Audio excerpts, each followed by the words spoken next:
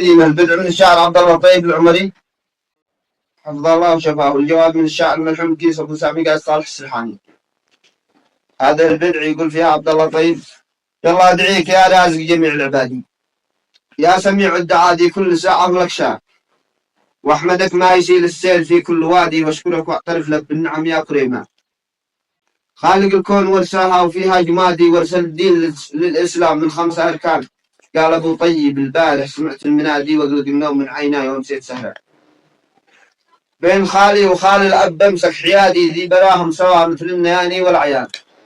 قلت يا مرسلي قم شد فوق الجوادي، شل خطي وعنوانه بلا دال سرحان، واطلع الجيب من ذي عادهن جدادي، والمكين الشبح وارد خليجي ويابان، بتصل عند شاعر منهم غير عادي. واسمه الكيس لكن كيس حنان طنان، الكلام فيه والنخوة ودور الجهادي، وين ما حلقت تلقاه في كل ميدان. ابن صالح محمد من رجال المعادي، كان له دور في قدع سنان عنان. سلمه خط وبياتي صور من بلادي، وسأله ويش بين الناس اللي كانوا أخوان. بعد ذاك المحبة واجتماع النوادي، من عدلة على الساحل ولا الشيخ عثمان المكلا ولا سيئون والسندبادي، واللواء كان معهم المعسكر بعيقان. كانت أكباد خلق الله منهم دوادي، واصبحت بينكم وهي تلاميذ هامان. ايش غير مصير أهدافكم المبادئ؟ بعد ما كنت وعظا في القيادة والأركان، ليش الكيس بدلتوا سهب الرقادي، واصبح المستضي يخبط مع ناس عميان؟ ليش ما قلت للشبع منك وغادي، ما اقدر امشي معك من غير مرشد سلطان؟ لو تزودت بالحكمة وزيدت زادي، كان ما يقدر الشيطان يلعب بالأدقان. لو نلاحظ وجدنا حربكم غير عادي، خططونه لكم 21 شيطان من شياطين في المنفى غزون البلادي، قصدهم ينشئوا الفتنة على كيف ما كان آل سرحان كانوا والقيد عوادي، واصبحوا لا من السلطة ولا من جهيمان. بعد بحزيك من بازل والهمج زبادي، لحماية من الدولة وحارس والعيال.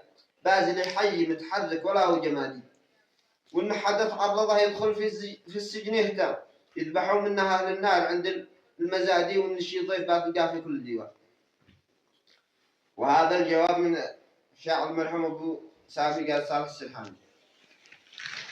قال مرحبا يملي الغولين حيدر موادي، من شف الضيق لا ما دف من راس شعبان، وامتلا حد عباسي وحد الزيادي، عم ابوها من العرقين لا راس الامساء.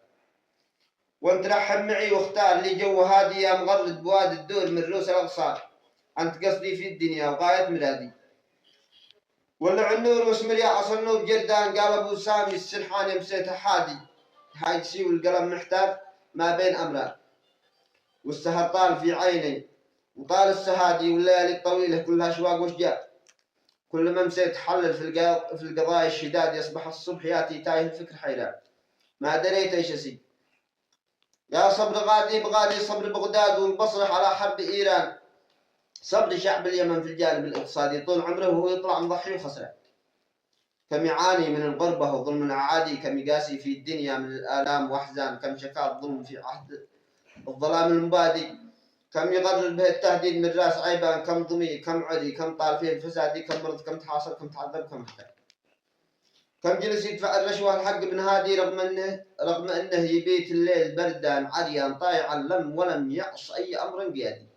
عندما جاته الامران في حرب حمراء، نفذ الامر في نفسه بنفسه تفادي، وانتحر وامتثل الحرب ظلما وعدوان. للاسف كم حدا يشكي وكم حد ينادي، ويش باين فعل المغنى معانا الصورة. والخلافات دي حسبت لي يا عبادي، لا تبص مالك شيء على عهد ويمان، لا تقول له ولو ذا الشيء فيه الأيادي، يشهد الله ما لي فيه مغنى ولا داء.